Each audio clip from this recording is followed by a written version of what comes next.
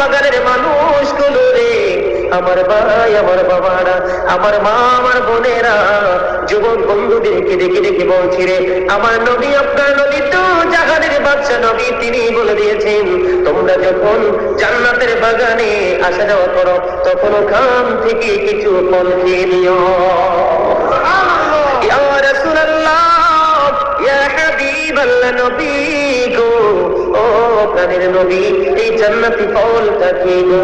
আমার নবী বলেছেন সুবহানাল্লাহ ওয়া আলহামদুলিল্লাহ, লা ইলাহা ইল্লাল্লাহ, লা ইলাহা ইল্লাল্লাহ, লা ইলাহা ইল্লাল্লাহ, লা ইলাহা ইল্লাল্লাহ মুহাম্মাদুর রাসূলুল্লাহ সাল্লাল্লাহু আলাইহি ওয়াসাল্লাম।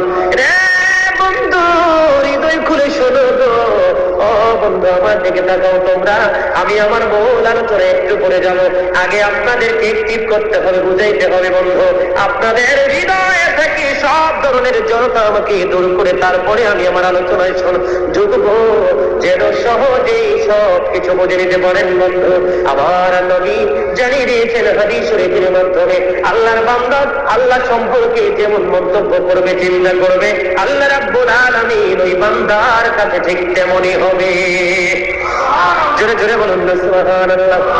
আপনি যখন আল্লাহর জিকির একা একা করবেন, আল্লাহ আপনার জিকির একা একা করবে বন্ধু।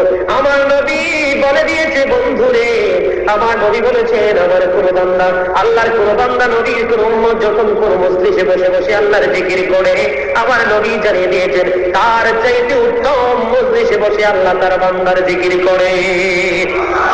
আল্লাহ রাব্বুল আলামিন বান্দাকে